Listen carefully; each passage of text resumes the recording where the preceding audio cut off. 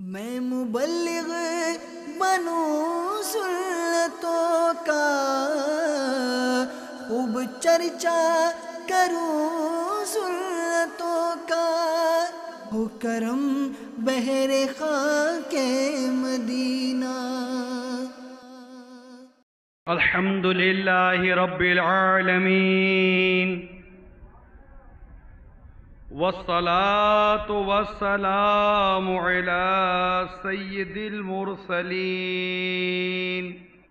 اما بعد فاعوذ باللہ من الشیطان الرجیم،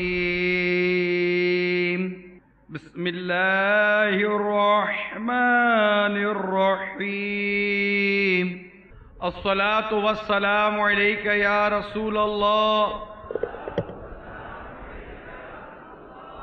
وعلى آلك وصحابك يا حبيب الله،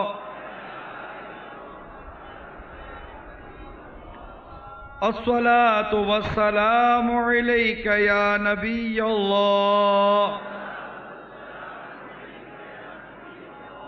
وعلى آلك وصحابك يا نور الله۔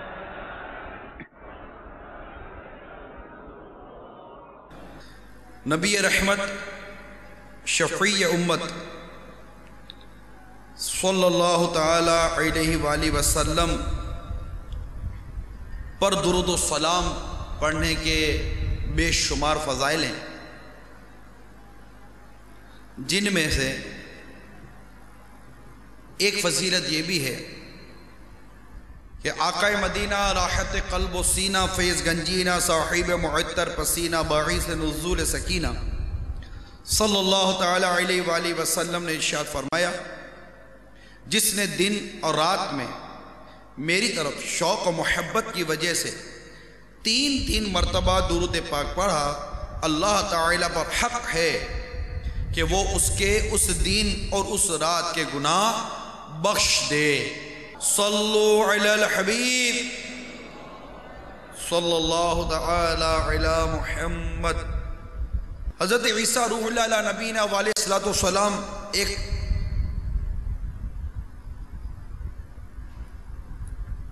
کا گزر قبر کے پاس سے ہوا، آپ نے ملاحظہ فرمایا کہ صاحب قبر پر عذاب نازل ہو رہا ہے۔ پھر کچھ وقفے کے بعد گزرے تو ملاحظہ فرمایا کہ وہ شخص جس پر عذاب نازل ہو رہا تھا اس کی قبر میں نور ہی نور ہے، اور وہاں رحمت الہی عز و جل کی بارش ہو رہی ہے۔ حضرت سیدنا عیسیٰ روح اللہ علی نبینا وعلیہ السلام بہت حیران ہوئے اور بارگاہ الہی عز و جل میں عرض کی کہ مجھے اس کا بھید بتایا جائے، اس میں کیا راز ہے؟ چنانچہ ارشاد ہوا، اے عیسیٰ علیہ السلام، یہ شخص سخت گناہگار اور بدکار تھا، اس وجہ سے عذاب میں گرفتار تھا، لیکن اس نے بیوی حاملہ چھوڑی تھی،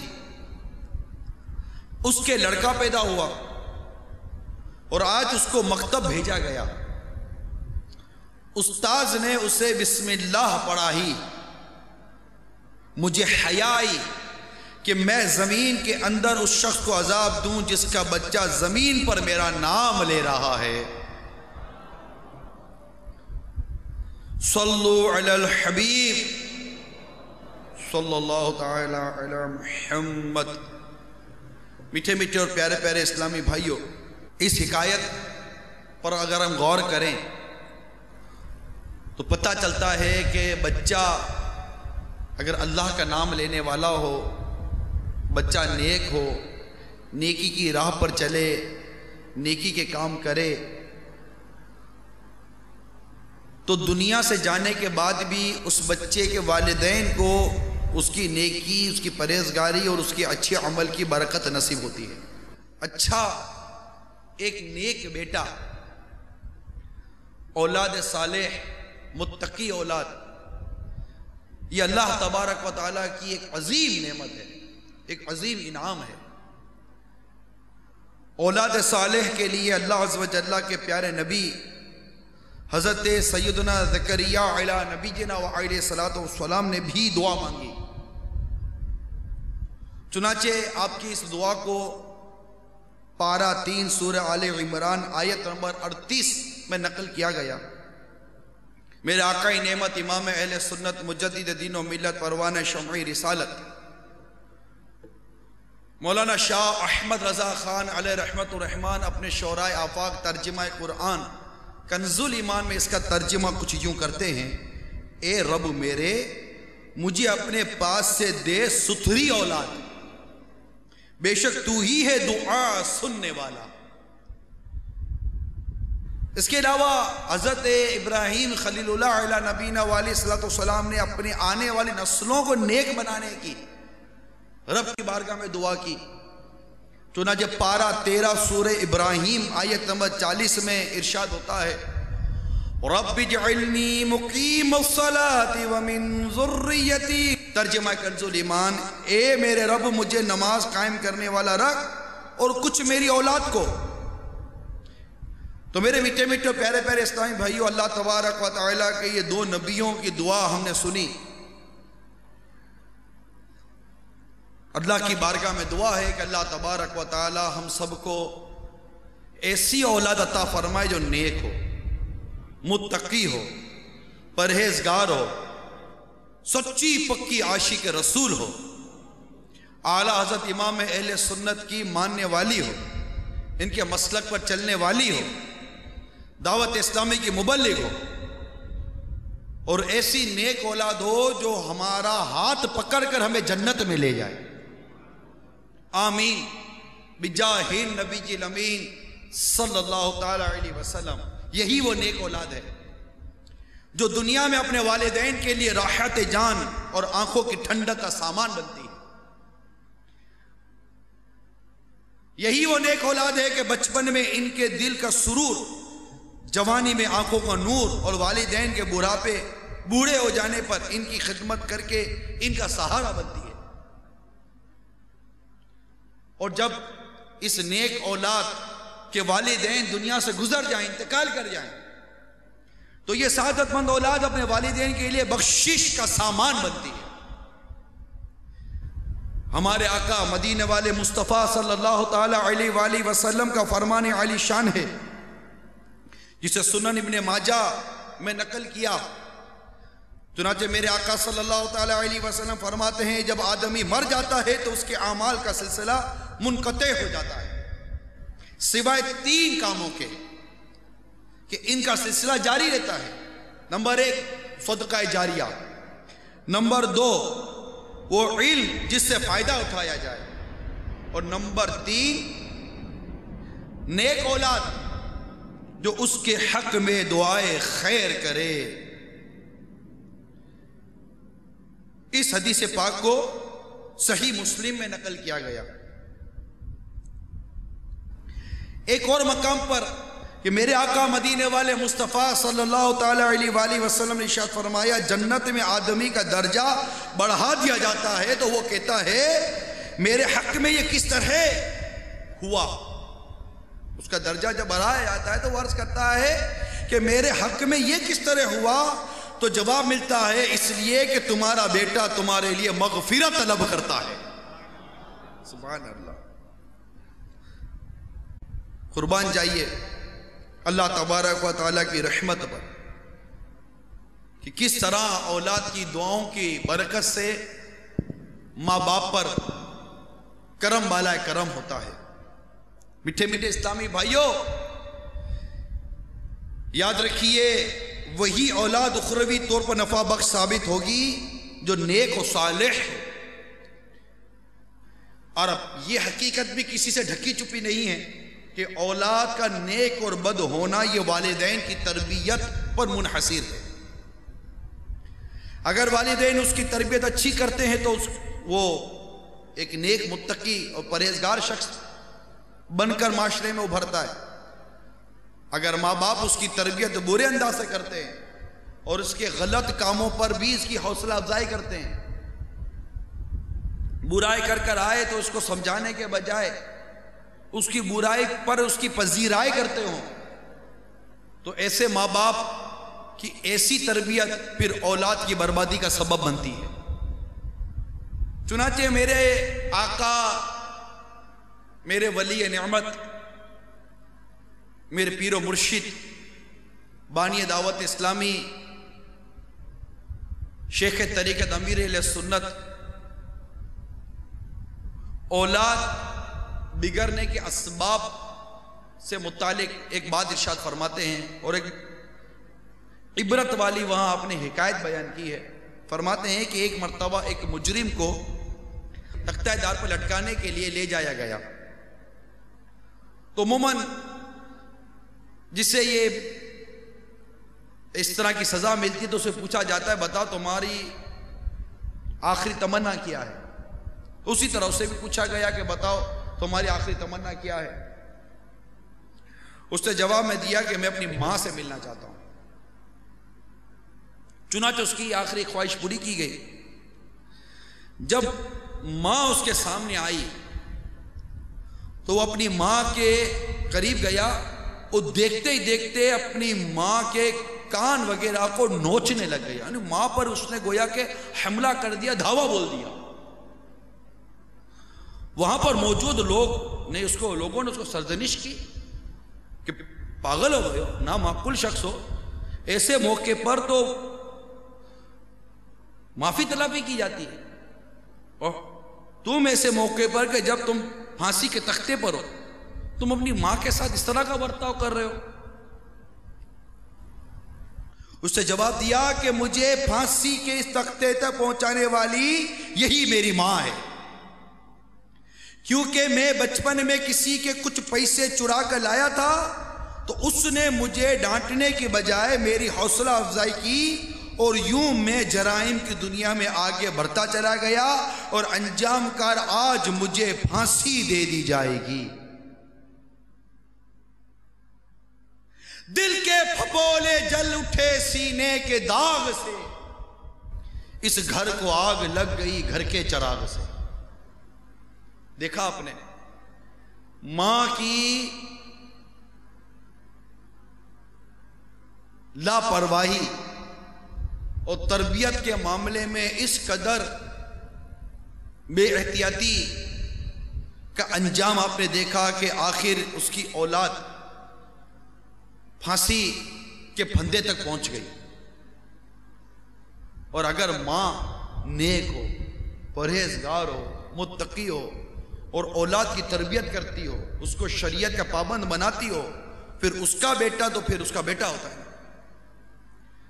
جیسا کہ ایک قافلہ گیلان سے بغداد کی طرف چلا. جب یہ قافلہ ہمدان کے قریب پہنچا تو جیسے ہی جنگل شروع ہوا، ڈاکوؤں نے اس قافلے پر حملہ کیا تاکہ مال و اسباب لوٹ لیں. اس قافلے میں ایک نوجوان بھی تھا جس کی عمر 18 برس تھی. ایک لوٹنے والا راہزن اس نوجوان کے پاس آیا اور کہنے لگا صاحب زادے تمہارے پاس بھی کچھ ہے؟ نوجوان بولا میرے پاس 40 دینار ہیں کپڑوں میں سلے ہوئے. وہ ڈاکو بڑا حیرت زدہ ہوا اور کہنے لگا بچے مذاق نہ کرو، سچ سچ بتاؤ. نوجوان نے بتایا میرے پاس واقعی 40 دینار ہیں، یہ دیکھو میری بغل کے نیچے دیناروں والی تھیلی کپڑوں میں سلی ہوئی ہے. وہ ڈاکو نے دیکھا تو حیران رہ گیا اور نوجوان کو اپنے سردار کے پاس لے گیا اور سارا واقعہ بیان کیا. ڈاکوؤں کے سردار نے کہا نوجوان کیا بات ہے، لوگوں نے تو ڈاکوؤں سے اپنی دولت چھپانے کا ذہن بنایا ہوا ہوتا ہے، مگر تم نے سختی کیے بغیر اپنی دولت ظاہر کر دی۔ نوجوان نے کہا میری ماں نے گھر سے چلتے وقت مجھے نصیحت فرمائی تھی کہ بیٹا ہر حال میں سچ بولنا، بس میں اپنی والدہ کے ساتھ کیا ہوا وعدہ نبھا رہا ہوں۔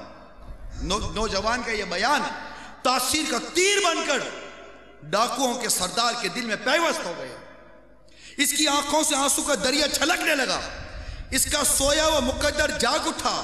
وہ کہنے لگا صاحبزادے تم کس قدر خوش نصیب ہو کہ دولت لٹنے کی پرواہ کیے بغیر اپنی والدہ کے ساتھ کیے ہوئے وعدے کو نبھا رہے ہو، اور میں کس قدر ظالم ہوں کہ اپنے خالق اور مولا رب عز و جل کے ساتھ کیے ہوئے وعدے کو پامال کرتا چلا جا رہا ہوں، مخلوق خدا کا دل دکھاتا چلا جا رہا ہوں۔ یہ کہنے کے بعد وہ ساتھیوں سمیت سچے دل سے تائب ہو گیا اور لوٹا ہوا سارا مال واپس کر دیا۔ اے میرے میٹھے میٹھے اسلامی بھائیوں، اے مجھے سننے والوں، آپ کے اندر ایک یہ تشویش پیدا ہو رہی ہوگی، آخر یہ 18 سالہ نوجوان کہ کون نوجوان ہے جس نے اپنے ماں سے کیے ہوئے وعدے کو سچا کر دکھایا، اور جس کی نیکی کی دعوت، جس کی سچائی نے ڈاکوؤں کو ڈاکہ ڈالنے سے توبہ کرنے پر مجبور کر دیا۔ سنو، یہ نوجوان، یہ 18 سالہ نوجوان جو ماں کی تربیت کا شاہکار نظر آیا، یہ نوجوان میرے غوث پاک رضی اللہ تعالی عنہ۔ پتہ چلا کہ ماں باپ کی نیکی، ماں باپ کی پرہیزگاری کا اثر اولاد پر پڑتا ہے۔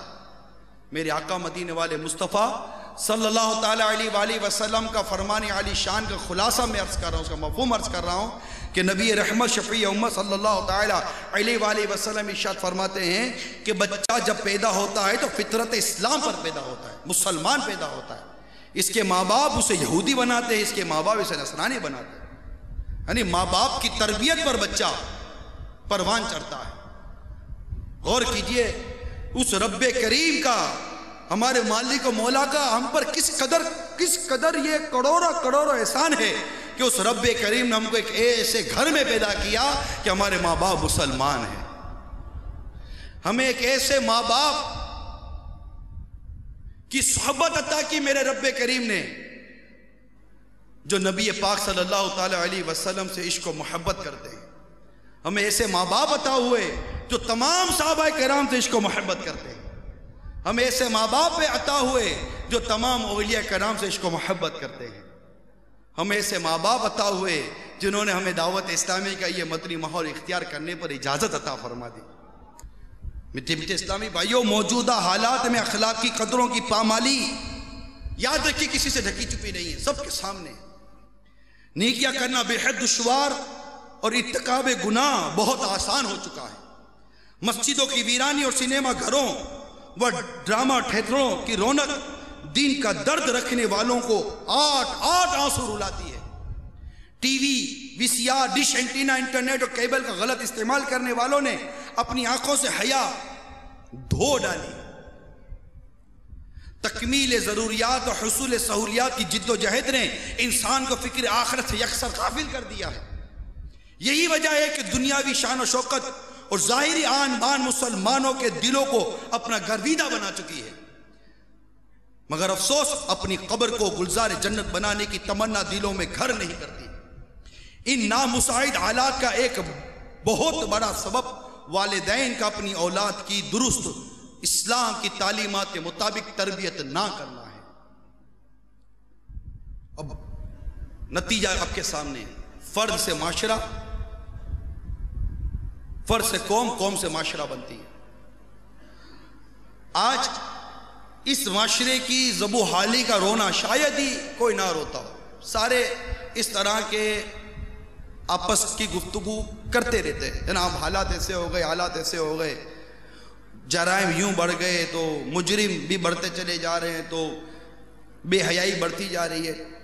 آپ کی گفتگو اپنی جگہ پر ہے، مگر ایک گفتگو کرنے والوں ذرا کبھی غور کیا آپ نے کہ آخر آج آپ کی گفتگو کا نتیجہ کیا؟ آپ حالات کے برے ہونے پر افسوس تو کر رہے ہیں، مگر یہ حالات کے درست ہونے کی آپ نے کوشش کیا کی؟ کیا آپ کو پتہ نہیں کہ ایک دن آپ بھی دنیا سے چلے جائیں گے، آج آپ کی اولاد جو 8 سال کی، 10 سال کی، 12 سال کی، 15 سال کی ہے، یہ کل بڑی ہوگی. یہی ایک نوجوان، ایک جوان، کل اس نے شادی کرنی ہے، کل اس نے اپنی اولاد کی تربیت کرنی ہے، پھر اس کی اولاد نے بڑا ہونا ہے، کل اس نے باپ بننا ہے، کل اس نے استاذ بننا ہے، کل اس نے معاشرے کا کوئی نہ کوئی فرد کسی نہ کسی مقام پر اس نے آنا ضرور ہے. غور کیجئے کہ جب غیر تربیتی یافتہ، اور غیر تربیتی یافتہ سے میرے مراد اسلامی تربیت ہے.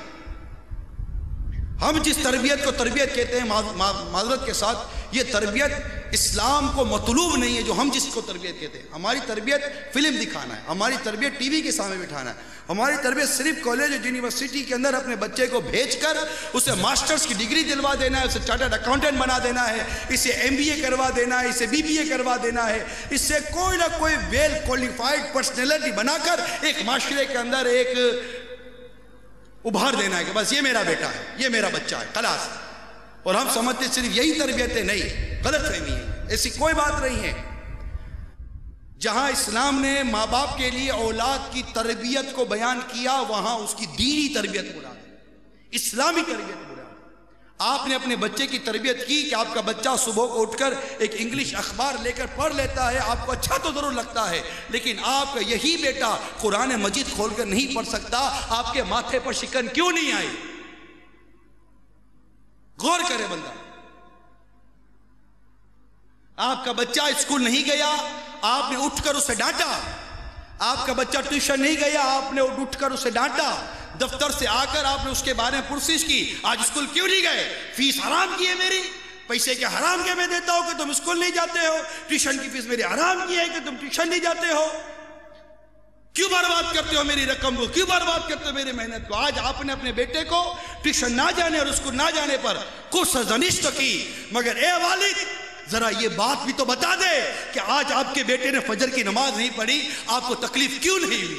آج آپ کا بیٹا ظہر کی نماز میں نہیں گیا، آپ کو تکلیف کیوں نہیں ہوئی؟ آج آپ کے بیٹے نے جھوٹ بولا، آپ کو تکلیف کیوں نہیں ہوئی؟ آج آپ کے بیٹے نے کسی کے ساتھ زیادتی کی، آپ کو تکلیف کیوں نہیں ہوئی؟ آج آپ کے بیٹے نے کسی کو دھوکہ دے کر آپ کی تجوری کے اندر لاکھوں روپے بڑھا دیے، مگر اس کو دھوکہ دینے پر آپ کو تکلیف کیوں نہیں ہوئی؟ یہ کیسی تربیت ہے؟ یہ کیسا تربیت کا نظام ہے؟ یہ کیسا طریقہ کار ہے؟ اس پر بھی پھر یہ کرنا کہ جناب معاشرہ بدحالی کی طرف جا رہا ہے، تو اس بدحالی کی طرف معاشرے کو لے جانے میں کردار کس کا؟ جب غیر تربیتی یافتہ جس شخص کی، جس اولاد کی، جس بچوں کی اسلامی تربیت رہی ہوگی، احترام مسلم اس کو نہیں ہوگا، والدین کا احترام اس کو نہیں ہوگا، مسجد کا ادب اس کو نہیں ہوگا، سنت کے مطابق اٹھنے بیٹھنے کے آداب اس کو نہیں پتہ ہوں گے، سنت کے مطابق بولنے کا طریقہ وہ نہیں جانتا ہوگا، قرآن کی تعلیمات وہ نہیں جانتا ہوگا، جب وہ اسلام جو ایک خوبصورت اور ایک عمدہ اور ایک پر امن معاشرہ چاہتا ہے اور اس معاشرے کو بنانے کے لیے ہمیں ارشادات عطا کرتا ہے، جو شخص ان ارشادات کو جانتا نہیں، پہچانتا نہیں، ان کو سمجھتا نہیں، وہ اس پر عمل کیسے کرے گا؟ جب عمل ہی نہیں ہوں گے تو وہ پر امن اور ایک باحیا معاشرہ جس کا مطالبہ، جس کی تربیت اسلام ہمیں کر رہا ہے، قرآن کر رہا ہے، حدیث جس کی تربیت دے رہی ہے، ہم نے اپنے بیٹے کو وہ قرآن کی تعلیم نہیں دی، ہم نے اپنے بچے کو اس حدیث کی تعلیم نہیں دی. اب بتائیے کہ یہ پر امن اور ایک با اخلاق اور با حیا معاشرہ کیسے بنے گا؟ کیا آپ کی میری صرف اور صرف ڈسکشن سے بن جائے گا؟ نہیں. اگر آپ اور ہم چاہتے ہیں کہ اس معاشرے میں تبدیلی آئے تو ہمیں اپنی اولاد کی تربیت کرنے میں اپنے اندر تبدیلی لانی پڑے گی، اور اولاد کی تربیت کے گڑ سیکھنے پڑیں گے، اولاد کی تربیت کا طریقہ کار سیکھنا پڑے گا. آج آپ کا بیٹا شرابی بن گیا، آج آپ کا بیٹا جواری بن گیا، آج آپ کا بیٹا بے نمازی بن گیا، آج آپ کا بیٹا آپ کی بات مانتا نہیں ہے، تو آپ کہتے ہیں جناب میرے بیٹے کو کسی نے بگاڑ دیا. نہیں، مت رہیں اس غلط فہمی کے اندر کہ میرے بیٹے کو کسی نے بگاڑ دیا. بیٹے کی تربیت کی ذمہ داری اے والدین آپ پر تھی. سورہ تحریم پارہ 28 آیت نمبر 6 میں ارشاد ہوتا ہے، بسم اللہ الرحمن الرحیم، یا ایہا الذین آمنوا قوا انفسکم واہلیکم نارا وقودها الناس والحجارہ. ترجمہ کنز الایمان، اے ایمان والو اپنی جانوں اور اپنے گھر والوں کو آگ سے بچاؤ جس کے ایندھن آدمی اور پتھر ہے۔ اس آیت کا یہ حصہ میں نے پڑھا اور اس کا ترجمے کا حصہ میں نے آپ کو پڑھ کر سنایا۔ غور کیجیے، اللہ تبارک و تعالیٰ نے ہمیں اولاد عطا کی۔ یہ اولاد چاہے وہ بیٹی کی صورت میں ہو یا بیٹی کی صورت میں ہو، ہمارے پاس جو موجود ہے وہ رب نے عطا کیا۔ یہ اللہ کا بندہ یا اللہ کی بندی ہے۔ ہمیں رب تعالیٰ نے اولاد کی تربیت کرنے کا طریقہ ارشاد فرمایا۔ ہمیں اللہ تبارک و تعالیٰ نے اولاد کو کیسا بنانا ہے، اسے کیسی زندگی گزارنے کی طرف لے کے جانا ہے، اللہ تعالیٰ نے ہمیں قرآن پاک میں بتا دیا۔ لَقَدْ كَانَ لَكُمْ فِي رَسُولِ اللَّهِ أُسْوَةٌ حَسَنَةٌ۔ اس کے علاوہ میرے آقا صلی اللہ تعالیٰ علیہ وسلم نے اولاد کی تربیت کے بارے میں ہماری تربیت فرمائی۔ جو آج ہمارا بیٹا ہمارے ہاتھ میں ہے، ہماری بیٹی ہمارے پاس ہے، یہ اللہ کا بندہ، اللہ کی بندی، میرے آقا صلی اللہ تعالیٰ علیہ وسلم کا امتی ہے، اور ہمیں بتایا گیا کہ ایسی تربیت کرنی ہے۔ ہم نے ایسی تربیت نہیں کی، بتائیے یہ درست ہے؟ ہم نے اس کی تربیت اپنی سوچ کے مطابق کی۔ ہم نے خود کو سامنے رکھا کہ میرا بیٹا میرے لیے کیا، ارے یہ ہمارا مال نہیں ہے۔ جب دنیا سے آپ کا بیٹا چلا جاتا ہے تو آپ کون سی آیت پڑھتے ہیں؟ وہ کیا ہے جو آپ تلاوت کرتے ہیں؟ انا للہ و انا الیہ راجعون۔ اللہ کی چیز سے اللہ کی طرف لوٹ گئے، اللہ کا مال تھا اللہ کی طرف چلا گیا، یہ ہمارا تھا کب؟ اس سے ہم نے اس انداز سے کیوں پالا، اس کی پرورش ہم نے اس انداز سے کیوں کی کہ یہ آج میرے بڑھاپے کا سہارا بنے، اگرچہ گناہگار بنے۔ مگر یاد رکھیے، جو اس طرح اپنے بچے کی تربیت کرتا ہے، جب وہ اپنے بچے کو اللہ اور اس کے رسول کا مطیع و فرما بردار نہ بنا سکا، یہ خواب دیکھنا چھوڑ دے کہ اس کا بیٹا اس کا مطیع و فرما بردار بنے گا، ہو ہی نہیں سکتا۔ تو اے میرے میٹھے میٹھے پیارے پیارے اسلامی بھائیوں، بچوں کی تربیت کے حوالے سے جو کچھ بیان کیا گیا ہے، آئیے اب میں آپ کو وہ چند مدنی پھول عرض کرتا ہوں جس کو سامنے رکھ کر ہم بچے کی بہترین تربیت کر سکتے ہیں۔ ہمارا بیٹا، ہمارا بچہ، ہماری اولاد ہماری آنکھوں کی ٹھنڈک اور دین اسلام کی خدمت کرنے والا بنے گا، اور انشاءاللہ عز و جل ہماری دنیا اور آخرت بہتر بنانے والا بنے گا۔ صلو علی الحبیب۔ یاد رکھیے، یہ بات عام ہے کہ اولاد پر ماں باپ کے حق ہوتے ہیں، صحیح ہے، اولاد پر ماں باپ کے حقوق ہوتے ہیں، اور اتنے حقوق ہیں کہ بچہ اپنے ماں باپ کے حقوق سے بری ذمہ نہیں ہو سکتا، ہو ہی نہیں سکتا، ممکن ہی نہیں ہے، یہ پاسبل نہیں ہے۔ اور ماں باپ اسی بات کی طرف توجہ رکھتے ہیں کہ ماں باپ کے حقوق ادا کرو، ماں باپ کے حقوق ادا کرو۔ اولاد کو ماں باپ کے حقوق ادا کرنے ہی کرنے ہیں، اگرچہ ماں باپ نے اپنی اولاد کے حقوق ادا کیے ہوں یا نہ کیے ہوں، یہ یاد رکھیے گا، میں نے پہلے یہ وضاحت کر دی۔ اب آئیے ماں باپ کے حقوق بیان کرتا ہوں کہ ماں باپ کے اولاد پر کیا حقوق ہیں۔ جب بیٹا پیدا ہوا، بالغ ہوا، شریعت کا حکم اس کی طرف متوجہ ہوا، وہ مکلف ہوا، اس کے بعد ماں باپ کے احکامات جاری ہوئے، ماں باپ کے حقوق ادا کرنے کے احکامات اس پر جاری ہوئے۔ لیکن یاد رکھیے، اولاد کیا ایک وقت آتا ہے جس پر اس کے ماں باپ کے احکامات جاری ہوئے، باپ پر، مرد پر شادی سے پہلے ہی اولاد کے حقوق جاری ہو گئے۔ آپ کو حیرت ہوگی، اولاد ہے ہی نہیں، شادی ہوئی نہیں ہے، اور نہ اولاد نہ شادی، اور مجھ پر میرے بچوں کے حقوق جاری ہو گئے، یہ کیسے؟ جی ہاں، سب سے پہلا حق یہ ہے اولاد کا، نیک عورت سے شادی کرے۔ نیک عورت سے شادی کرنا یہ اولاد کے حقوق میں شامل ہے۔ عمدہ سے عمدہ بیج بھی، یاد رکھیے، جو بات میں نے عرض بیان کی اس کو سمجھانے کے لیے بیان کر رہا ہوں، عمدہ سے عمدہ بیج بھی اس وقت اپنے جوہر دکھا سکتا ہے جب اس کے لیے عمدہ زمین کا انتخاب کیا جائے۔ ماں بچے کے لیے گویا زمین کی حیثیت رکھتی ہے، لہذا بیوی کے انتخاب کے سلسلے میں مرد کو بہت احتیاط سے کام لینا چاہیے۔ ماں کی اچھی یا بری عادات کل اولاد میں بھی منتقل ہوں گی۔ متعدد احادیث مبارکہ میں مرد کو نیک، صالح اور اچھی عادات کی حامل پاک دامن بیوی کا انتخاب کرنے کی تاکید کی گئی ہے۔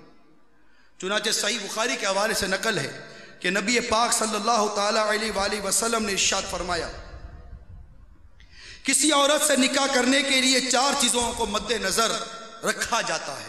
نمبر 1 اس کا مال، نمبر 2 حسب و نسب، نمبر 3 حسن و جمال، نمبر 4 دینداری۔ پھر میرے آقا نے فرمایا تمہارا ہاتھ خاک آلود ہو، تم دیندار عورت کے حصول کی کوشش کرو۔ سنن ابن ماجہ کے حوالے سے نقل ہے، حضرت سیدنا عبداللہ بن عمر رضی اللہ تعالی عنہ سے روایت ہے کہ نبی پاک صاحب الاولاق صلی اللہ تعالی علیہ وآلہ وسلم نے ارشاد فرمایا، عورتوں سے ان کے حسن کی وجہ سے نکاح نہ کرو اور نہ ہی ان کے مال کی وجہ سے نکاح کرو، کہیں ایسا نہ ہو کہ ان کا حسن و مال انہیں سرکشی و نافرمانی میں مبتلا کر دے، بلکہ ان کی دینداری کی وجہ سے ان کے ساتھ نکاح کرو، کیونکہ چپٹی ناک اور سیاہ رنگ والی کنیز دیندار ہو تو بہتر ہے۔ دوسرا حق، اچھی قوم میں نکاح کریں۔ نکاح کے سلسلے میں عورت کے اہل خانہ کے طرز زندگی کو بھی مد نظر رکھنا بہت ضروری ہے۔ چنانچہ ام المومنین حضرت سیدتنا عائشہ صدیقہ رضی اللہ تعالی عنہا سے روایت ہے کہ میرے آقا مدینے والے مصطفیٰ صلی اللہ تعالی علیہ وآلہ وسلم نے ارشاد فرمایا، اپنے نطفے کے لیے اچھی جگہ تلاش کرو کہ عورتیں اپنے ہی بہن بھائیوں کے مشابہ بچے پیدا کرتی ہیں۔ کتنی تربیت ہے، ذرا غور تو کیجیے، کتنی تربیت ہے۔ اور ہم کس طرح ڈھونڈتے ہیں آپ کے سامنے۔ اگر یہ باتیں ہمارے معاشرے میں عام ہو جائیں اور میرا اسلامی بھائی اور ان کے والدین اس بات پر پختہ ارادہ کر لیں کہ ہم اپنے بیٹے کی شادی نیک اور پارسا اور دیندار اسلامی بہن سے کریں گے، ایسی بچی سے کریں گے جو باحیا ہو، اور لڑکی کے ماں باپ اگر یہ تمنا، یہ ذہن بنا لیں کہ ہم نے اپنی بچی کی شادی اسی سے کرنی ہے کہ جو نیک و پرہیزگار ہو، متقی ہو، ایماندار ہو، سنتوں کا پیکر ہو، امامہ پہنتا ہو، داڑھی رکھتا ہو، 5 نمازیں پڑھتا ہو، متقی ہو، خوف خدا والا، پہلے تھے سے ماں باپ گزرے ہیں۔ یہ میں کوئی عجوبی سی بات نہیں کر رہا۔ حضرت سیدنا شیخ کرمانی رحمت اللہ تعالی علیہ یہ شاہی خاندان سے تعلق رکھتے تھے، لیکن آپ نے زہد و تقوی اختیار فرمایا ہوا تھا، دنیاوی مشاغل سے بہت دور ہو چکے تھے۔ آپ کی ایک صاحبزادی تھی جو بہت حسین و جمیل، نیک اور پرہیزگار تھی۔ ایک دن اس صاحبزادی کے لیے بادشاہ کرمان نے نکاح کا پیغام بھیجا۔ ان کی بیٹی کے لیے کرمان کے بادشاہ نے نکاح کا پیغام بھیجا کہ آپ کی بیٹی کی شادی کس سے ہوتی؟ کرمان کے بادشاہ سے۔ لیکن قربان جائیے اس ولی کامل پر، آپ نے یہ پسند نہیں کیا کہ میری بیٹی ملکہ بن کر دنیا کی طرف مائل ہو جائے، اس لیے آپ نے کہلا بھیجا کہ مجھے جواب کے لیے 3 روز کی مہلت دیں۔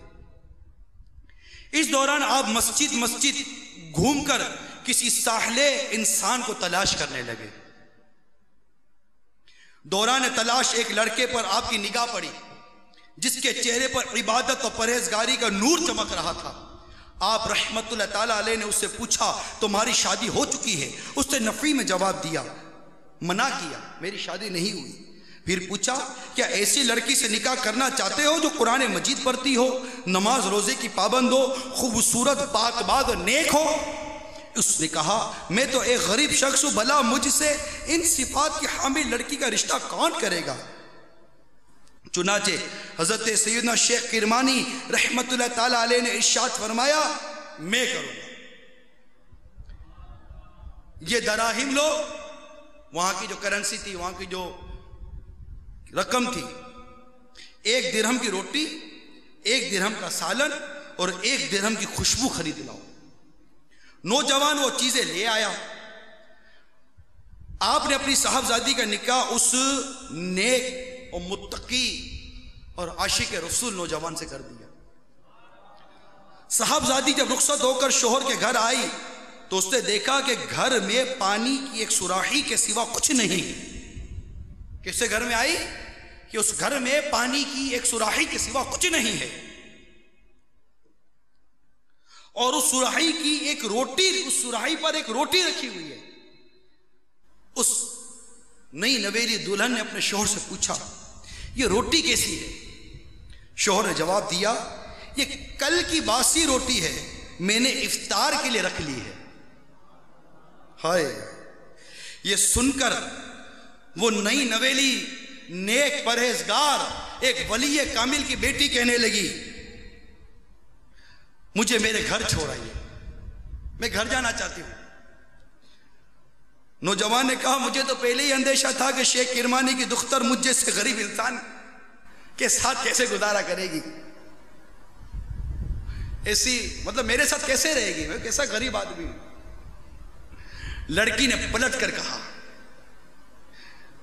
معاف کیجیے گا، میں آپ کی مفلسی کے باعث اپنے باپ پہ کر لوٹ کے نہیں جا رہی، بلکہ اس لیے لوٹ کے جا رہی ہوں کہ مجھے آپ کا توکل کم نظر آ رہا ہے۔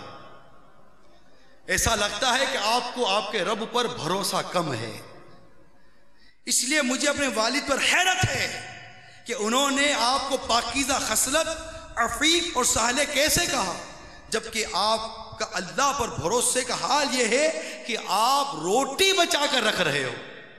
اللہ اکبر! یہ باتیں سن کر نوجوان بہت متاثر ہوا اور ندامت کا اظہار کرتے ہوئے لڑکی سے کہنے لگا، یعنی ندامت کا اظہار کیا۔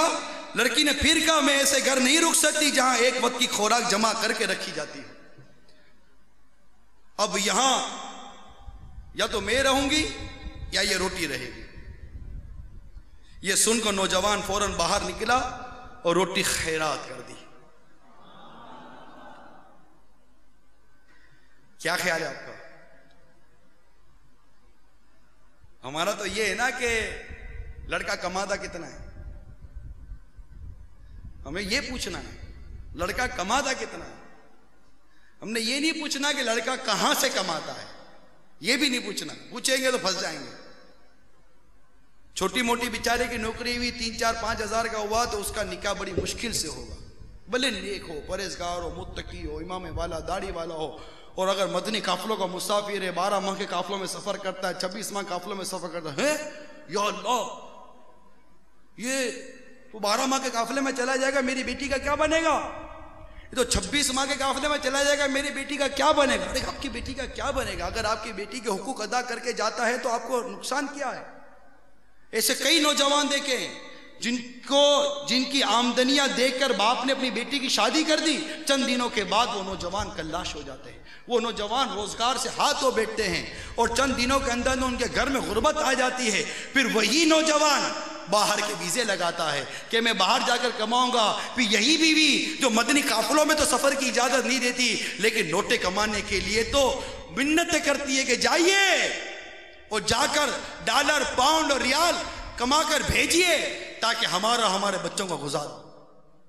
سسر کو کوئی اعتراض نہیں، ساس کو کوئی اعتراض نہیں، ماں باپ کو کوئی اعتراض نہیں کہ اگر بچہ دنیا کے کسی کونے میں جا کر نوٹے کماتا ہو، کوئی اس کو کہنے والا نہیں ارے اپنے بچوں کی دوائی کا بھی لحاظ کیا، اپنے بچوں کی دوائی کی فکر کی، کبھی بیوی کی فکر کی، کبھی گھر کے بارے میں سوچا، اسے کوئی کہنے والا نہیں ہے۔ کیوں؟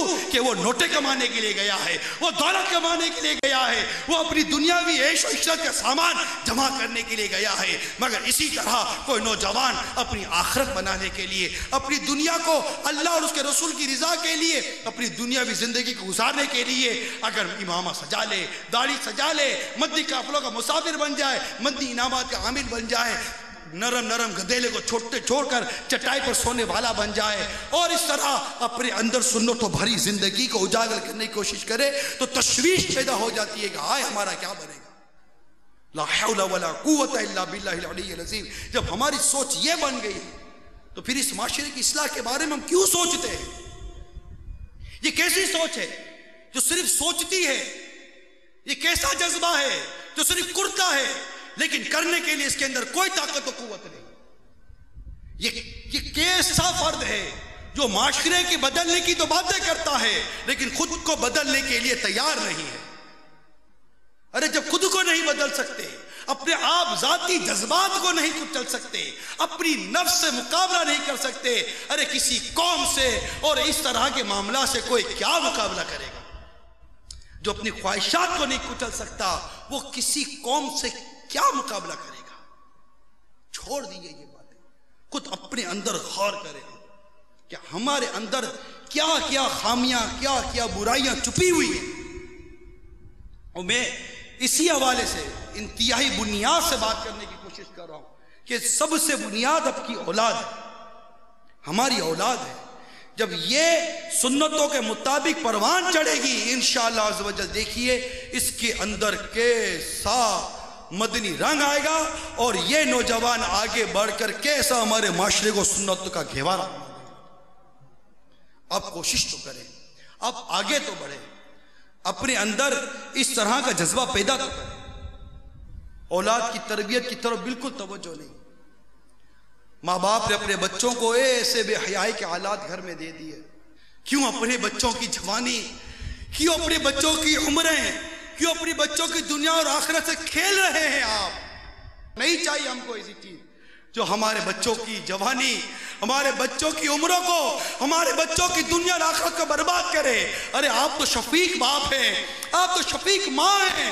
آپ کا بچہ چولہے کے پاس جائے تو آپ تڑپ جاتے ہیں، آپ کا بچہ گرم پتیلی کی طرح بڑھے تو آپ دوڑ پڑتے ہیں، آپ کے بچے کو کھانسی ہو تو ڈاکٹر کے پاس جاتے ہو، آپ کا بچہ نزلے کا شکار ہو جائے تو آپ کی نیندیں اڑ جاتی ہیں. اگر آپ کے بچے کو کوئی بیماری ڈاکٹر ڈائیگنوز کر دے تو آپ کی راتوں کی نیندیں اڑ جاتی ہیں. ارے آپ واقعی اپنے بچوں سے محبت کرتے ہو، مگر غور تو کرو اگر آپ کا یہ طرز عمل آپ کے بچوں کی آنکھوں میں جہنم کی آگ بھرنے کا سبب بنا، آپ کے بچوں کے کانوں میں جہنم کی کیل ٹھکنے کا سبب بنا، آپ کے بچے بغیر توبہ کیے مر گئے، قبر میں عذاب ہوا، جہنم کی آگ کی لپیٹ میں اگر آپ کی اولاد آ گئی، ارے یہ کیسے گوارا کرو گے؟